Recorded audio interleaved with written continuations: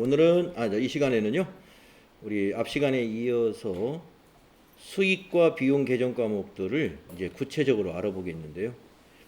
자, 수익이라 하는 것은 무엇이냐? 수익을 이렇게 정의합니다. 기업의 경영 활동에서 재화의 판매 또는 용역의 제공 과정에서 획득한 경제적 가치다. 그러니까 판매나 용역을 제공해 가지고 획득한 경제적 가치, 그게 수익이다. 그래서 이 수익은 자산의 증가를 가져옵니다. 아니면 수익을 통해서 빚을 갚게 됩니다. 부채의 감소. 그래서 우리가 우리 복식부기의 원리가 그거잖아요. 원인과 결과의 인과관계가 형성이 된 거죠. 그래서 우리가 수익이 발생했다. 대변에 수익이 발생했으면 차변에 자산이 증가하거나 차변에서 부채가 감소하는 그러한 인과관계가 바로 수익의 발생이다 이겁니다. 그리고 이 수익의 발생은 결과적으로 자본을 증가시킨다는 겁니다. 결과적으로 자본을 증가시켜요. 여러분 회계의 순환 과정에서 직접 우리가 회계 처리해 보셨죠? 당기 순이익이 자본금으로 가는 거 우리 해봤잖아요. 당기 순이익이. 그래서 수익이라는 것은 결국에 당기 순이익이 증가하게 되는 것인데 그만큼은 나중에 기말 자본을 증가시켜요. 그래서 수익 발생은 자본의 증가를 초래한다는 것까지 알아주시면 되겠습니다.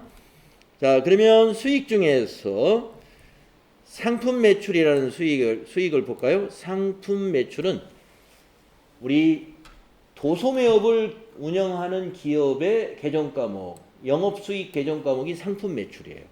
도소매업. 요 앞에 지금 6주년을 맞이한 백화점에서 지금 아침에 막 마당에다가 10,000원씩 막 깔아놨더라고요. 운동화 한 켤레 지금 10,000원씩 팔더라고요. 예, 저도 가서 봤는데 제 발이 너무 넓어요. 그래서 나와 있는 게 잘 안 맞는 것 같아요. 싸기는 엄청 쌉니다. 예. 자, 이런 백화점 같은 도소매업은요, 매출이 일어나는 게 다 상품 매출. 상품 매출. 그래서 영업수익, 상품 매출로 기록합니다. 그래서 오늘 세일 행사할 때 만약에 오늘 1,000,000원어치 팔았다. 대변에 상품 매출. 근데 고객들이 전부 카드로 결제했네요. 차변에 외상 매출금. 여러분 카드 거래는요 외상 매출금이에요. 잘 이해 안 가시죠? 카드 매출 돈 받은 건데 왜 외상이지? 고객에 대한 외상이 아니라 카드사에서는 돈이 안 들어왔어요. 오늘 우리가 고객이 카드를 50만 원짜리 옷을 사고 50만 원 딱 카드를 긁어줬습니다. 그 오늘 50만 원 들어온 게 아니죠. 만약에 현대카드로 긁어줬어요. 그럼 현대카드사에서 승인이 떨어졌지만 우리 회사 통장으로 그 가맹점 계좌 통장으로 들어오는 데는 시간이 걸리죠. 그 시간 동안 외상 매출금이에요. 외상 매출금. 그래서 우리가 그것도 지금 이왕에 제가 말을 하다 보니까 그렇게 말씀드렸는데 카드로 매출하는 건 외상 매출금이다. 요거까지 얘기했습니다. 자, 하여튼 외상 매출이든 직불카드로 결제했다. 그건 현금이에요. 직불카드는 바로 들어오니까 현금. 자, 상품 매출은 영업수익에 해당이 됩니다. 기업의 경영활동에서 판매를 목적으로 외부에서 구입한 재화인 상품을 일정한 이익을 가산하여 매출하게 되는데 상품 매출이 발생하면 매가로 상품 매출 계정에 대변에 기입합니다. 상품 매출이 수익이니까 대변에 기록해야 맞죠? 이 매가라는 것은 판매 가격이에요. 판매 가격. 그래서 상품 매출은 원가로 기록하는 게 아니에요. 이익을 붙인 판매 가격으로 상품 매출을 잡는 겁니다. 자, 그 다음에 거기 밑에 이 매출 애누리, 매출 환입, 매출 할인 요 세 가지를 한 세트로 알아야 되는데요. 이 세 가지는요, 우리가 재고자산 배울 때 그 세 가지하고 서로 상호간에 상반되는 그런 개정 과목이죠.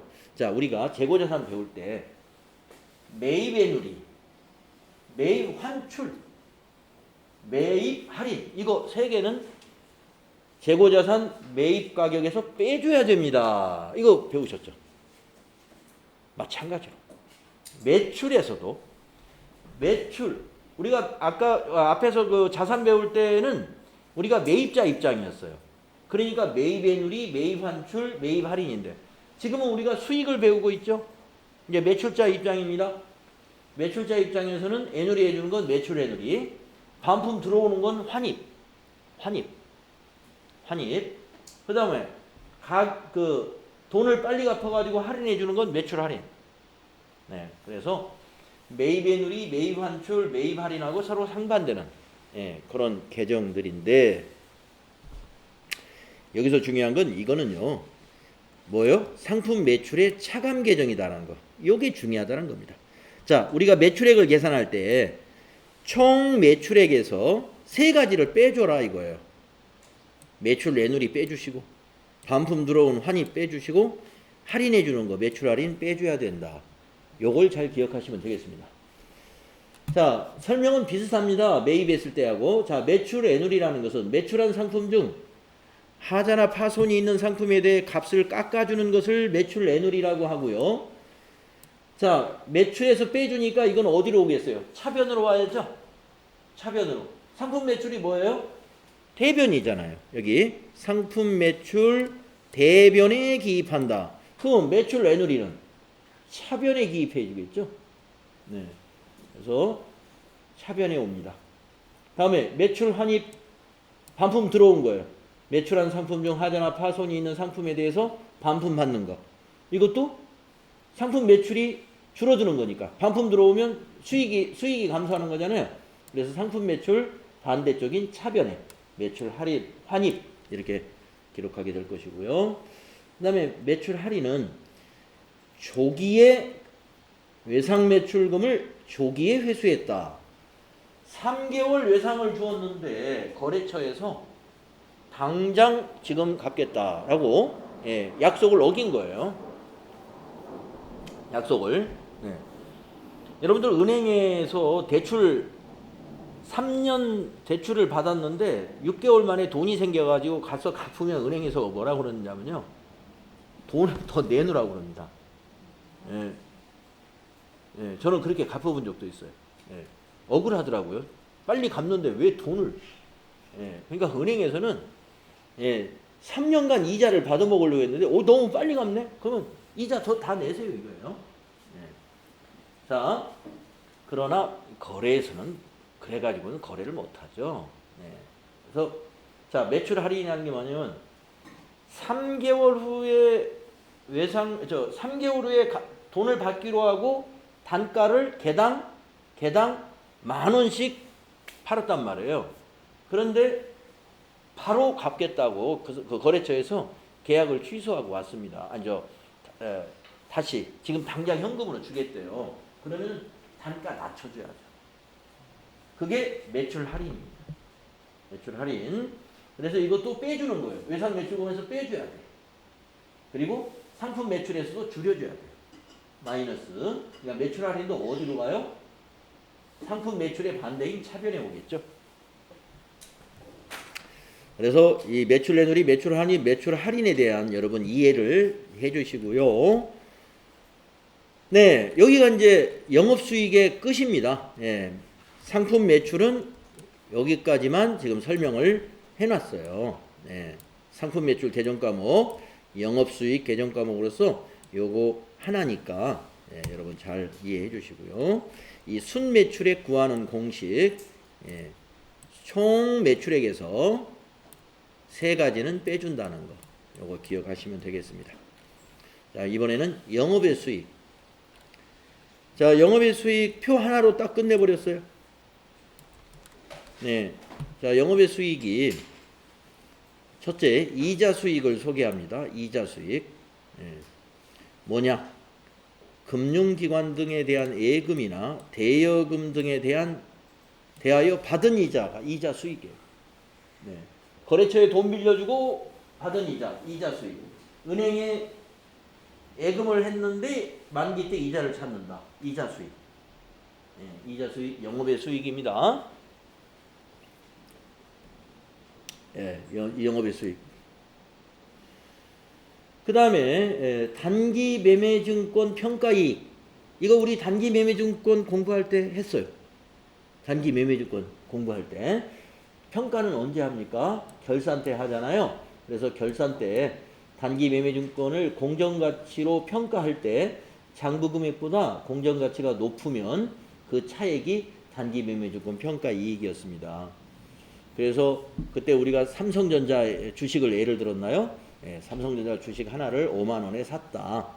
그런데 결산일을 맞이해 가지고 그것이 5만 몇천 원이 됐다. 만약에 7만 원이 됐다. 그러면 7만 원 됐다면 2만 원만큼이 단기 매매증권 평가 이익으로 대변에 발생하고 차변에는 단기 매매증권 자산진도 하게 되죠. 그때 나왔던 영업의 수익이다. 그 다음에 단기 매매증권 처분이익.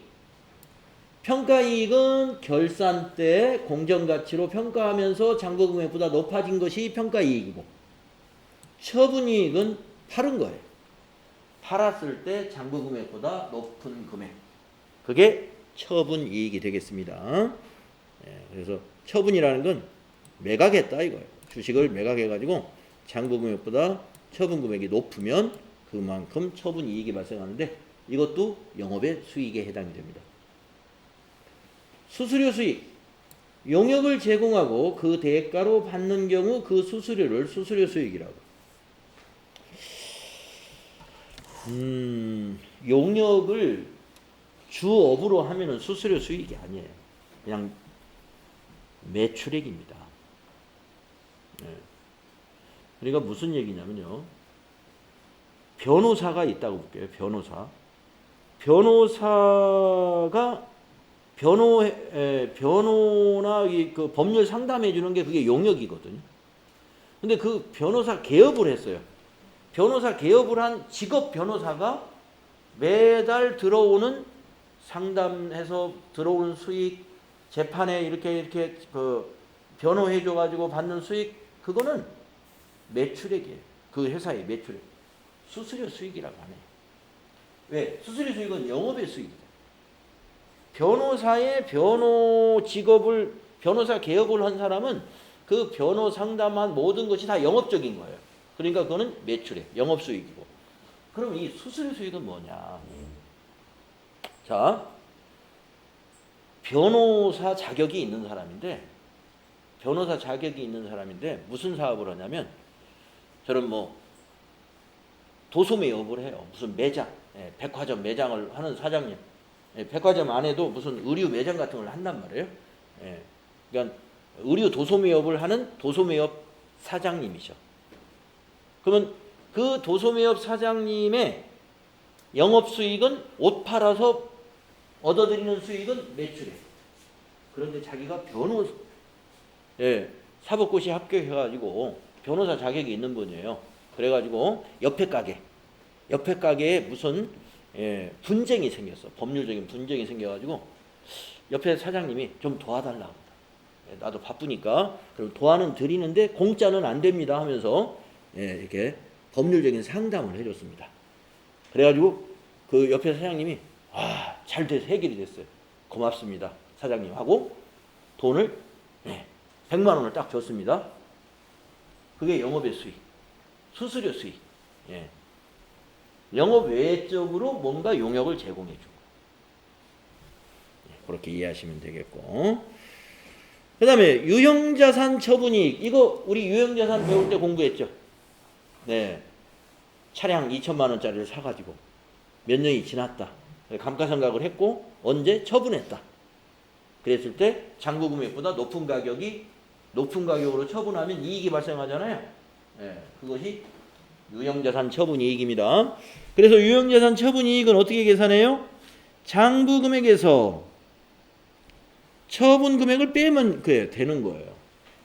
처분 금액이라는 건 여러분 당연히 알 것이고 장부 금액을 잘 모를 수 있죠.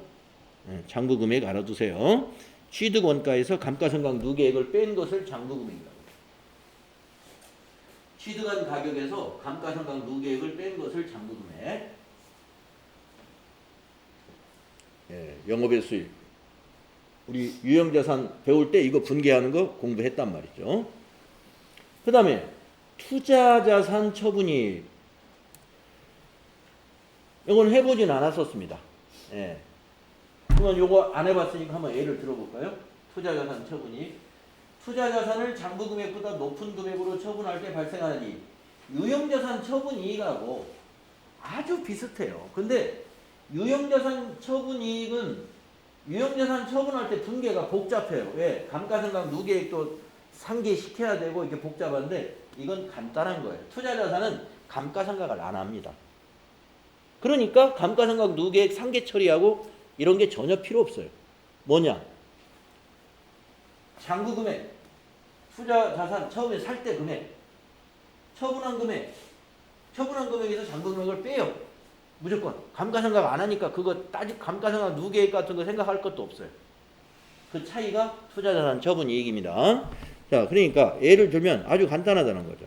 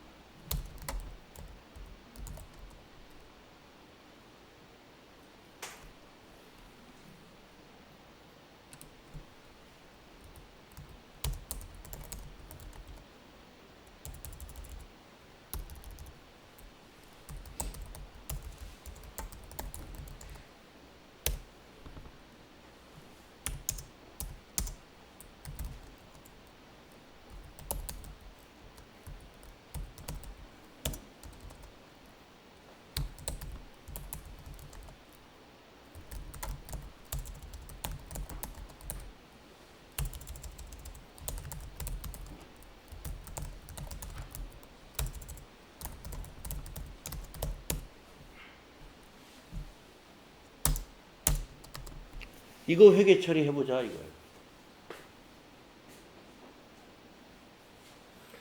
여기서 투자자산 처분이익이 나옵니다. 자, 매매차익을 목적으로 2010년 1월 1일 5억 원에 취득한 건물을 2020년 4월 29일 8억 원에 처분하고 현금을 수령했습니다. 근데 매매차익이라니까 여러분 헷갈릴 수가 있어요. 그럼 부동산 매매 여부 아닙니까? 우리 회사는 당사는 도소매업이다. 이렇게 전제를 하겠습니다. 부동산 매매업이면 이건 투자자산이 아니에요. 부동산 매매업에서는. 그러니까 이거는 우리 회사는 부동산 매매업이 아니에요. 도소매업 또는 제조업이다. 자, 그럴 때 여러분 차변에 현금을 얼마 받았다는 거예요? 8억 원 받은 거죠. 대변에 우리가 이 도소매업을 하는 사업자가 매매 차익을 목적으로 건물을 샀을 때 어떤 개정 과목으로 처리했을까요? 어떤 개정 과목으로? 도소매업을 하는 사업자가 매매 차익 목적으로 건물을 10년 전에 샀어요. 그때 개정 과목을 뭘로 했을까요? 응? 미수금? 아니, 투자부동산. 투자부동산이라고 그때 회계 처리하는 거예요. 투자부동산 까먹었죠? 예. 근데 투자부동산을 그 당시 2010년도 당시에 얼마에 샀어요? 5억 원에 산 거잖아요. 그러니까 장부 금액이 5억이에요. 5억. 투자부동산은 감가상각 안 합니다. 유형자산을 감가상각하는 거예요. 자, 그러면 3억 원을 뭘로 기록하느냐? 3억 원을 지금 여기서 배우는 개념과목이 뭐예요? 투자?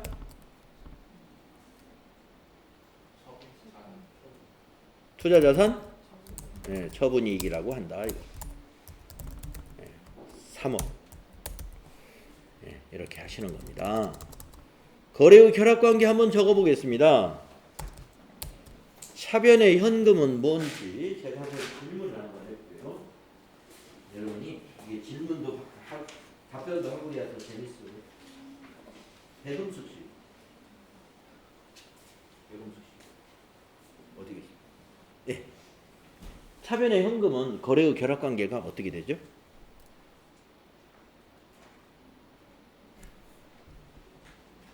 거래의 8요소 말하는 거예요. 거래의 8요소에서 차변의 현금은 어디에 해당돼요? 차변 요소에 4가지가 있는데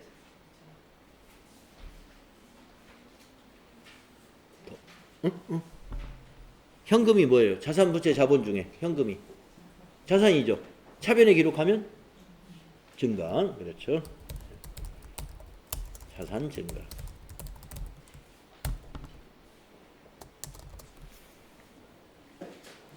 거래의 8요소를 말하는 거예요. 자산이 증가했다. 이윤선 씨 어디 계십니까? 아, 예. 그러면 저거 대변에 있는 투자부동산은 거래의 8요소로 말하면 어떻게 되는 거죠?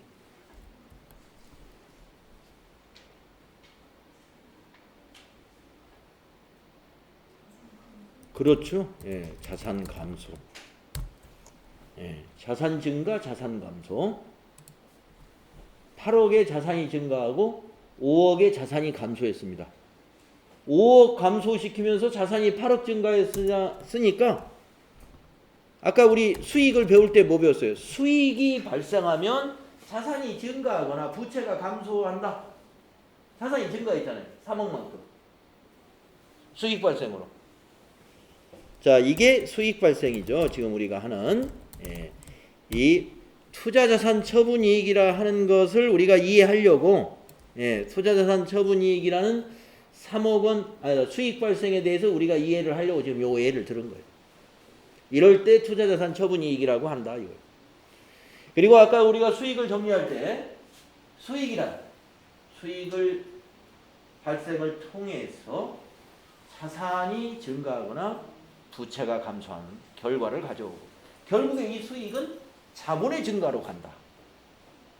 자본의 증가로 간다. 왜? 이만큼 수익이 났다는 것은 당기 순이익에 영향을 주기 때문에.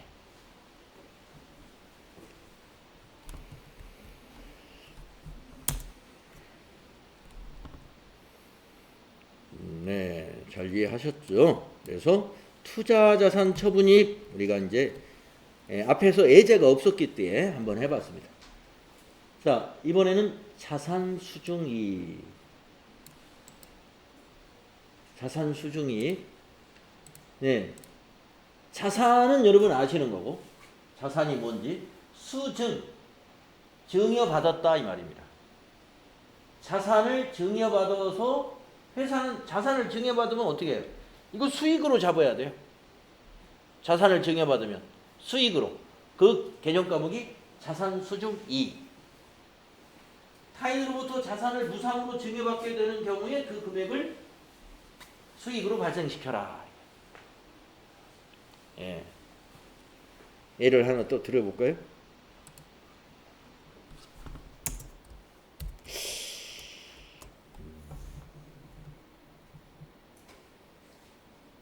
참, 이렇게 개인 기업에는 이게 개인 기업에는 이렇게 증여를 잘 안 하죠. 개인 기업에게 보통 법인에다 해줘요. 예, 누가 이렇게 정의할 때 대주주 같은 사람들이. 예. 자, 그래서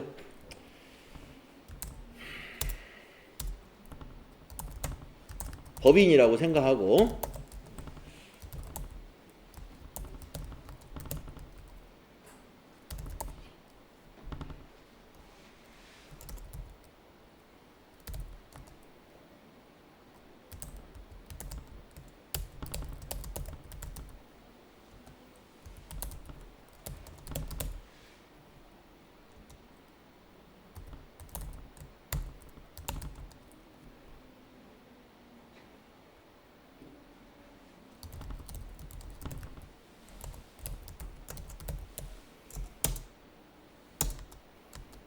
이런 겁니다. 자, 우리 회사가 법인인데 우리 회사 주주 중에 김기부 씨가 있어요. 김기부라는 대주주가 있는데 자기 건물을 당사에 기부했습니다. 근데 이 사람도 사업자예요. 김기부 씨도 개인 사업자. 개인 사업자라고 해서 그 건물이 자기 건물이란 말이에요. 개인 사업자는 자기 건물이 회사 건물이, 회사 건물이면 자기 건물이에요. 예. 그래서 그 회사 건물로 쓰던 것을 법인에다가 이렇게 기부했어요. 예, 줬어요. 쓰라고. 근데 그 회사에 지금 장부에 그 건물을 10년 전에 2억에 샀었고요. 지금 시가가 4억이에요. 자, 그러면 우리는 이 수익을 인식할 때 장부 금액으로 인식해야 되느냐? 시가로, 이걸 이제 공정가치라고 하는데 공정가치로 인식해야 되느냐? 요거부터 이제 고민이 되는 거죠. 시가로 인식합니다. 네. 자산수중이익 시가로 인식해야 된다. 자, 그러면 차변에 우리 회사 뭐가 생긴 겁니까? 지금 뭐가 생긴 걸까요? 어디?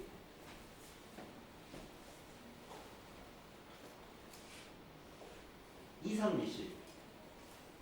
네, 어디 계시나요? 네. 우리 회사 뭐가 생겼죠? 차변에?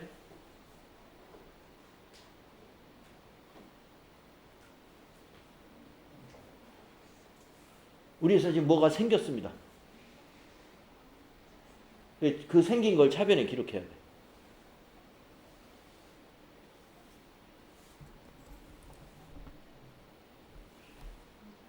요게 생겼잖아요. 예.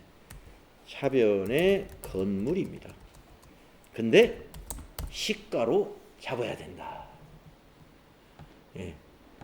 김기부 씨 개인 회사의 장부 금액은 상관없어요. 예. 김기부 씨 개인 회사의 장부 금액 상관없고 공정가치. 지금 시세가 그 건물이 4억이에요. 4억에 취득한 걸로 봐야 돼. 자, 그런데 이거를 우리가 돈 주고 샀으면 대변에 현금 또는 보통예금 이렇게 갈 텐데 돈 주고 산 게 아니라 기부받았단 말이에요. 그게 바로 증여받아. 그래서 이럴 때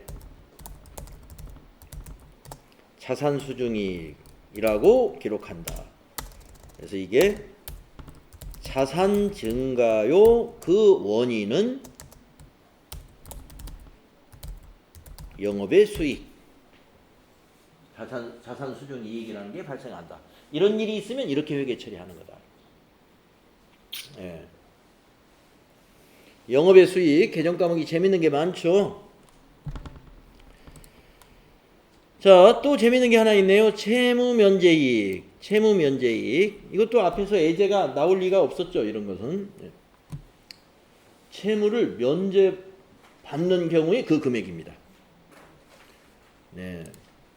자, 우리가 지금처럼 이렇게 어려운 시기를 코로나 위기라고 그러잖아요. 이럴 때 이제 고통 분담, 예, 고통 분담, 예, 고통 분담이 뭐예요? 좀, 예, 뭐 좀 이게 예, 받을 거 안 받으면 고통 분담이 되는 거예요. 예, 자, 예를 들어서 이런 겁니다.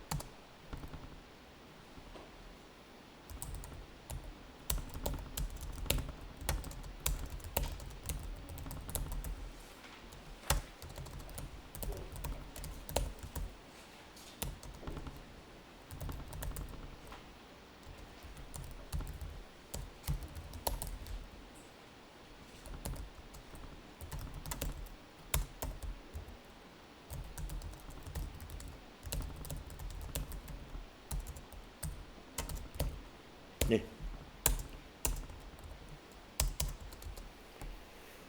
자, 지금 어려운 시기라서 거래를 하는데 지금 5천만 원 외상이 있었어요. 그러니까 우리 돈 받아야 될 거래처에서 5천만 원 빨리 우리도 지금 장사 안 돼서 죽겠어. 빨리 외상 빨리 주세요.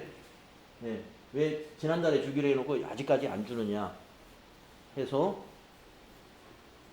지금 당장 우리도 어려워서 돈이 없으니까 그러면 다음 달로 주겠다는 다음 달 만기 한 달짜리 어음을 끊어줬습니다. 그런데 너무 어려우니까 4,500만 원만 주고 나머지 500만 원 어떻게 좀 깎아줄 수 없나 하고 가서 싹싹 빌었어요. 사정을 하고 그랬더니 그럼 500만 원 안 받겠다. 이렇게 합의를 봤어요. 이때 채무 면제 이익이라는 게 발생합니다. 이때. 자, 그러면 한번 분개를 한번 해볼까요? 차변에 뭔가가 큰 게 하나 옵니다. 차변에 뭔가가 큰 게 하나 와요. 이수연 씨 어디 계시? 이수연 씨가 오늘 결석하신 분이구나. 이진호 씨. 네. 차변에 뭐가 올까요? 그렇죠. 네. 맞습니다. 외상 매입금 오늘 하여튼 갚았잖아요. 그러니까 부채 감소는 차변에 오는 거죠. 큰 거 5천만 원. 차변에 외상 매입금 5천만 원을 기록해야 돼요. 이 말은 외상 매입금 계정 차변에다가 5천만 원을 기록해서 부채를 외상 매입금을 감소시켜라 이거예요.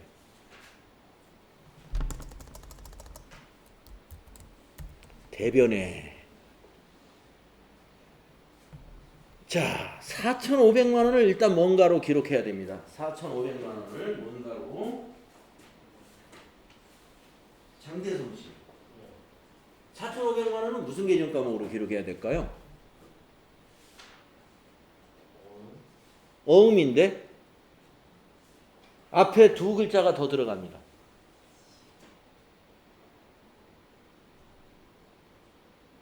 그냥 어음 두 글자로 된 계정 과목은 없어요. 앞에 두 자가 더 들어가야 돼요.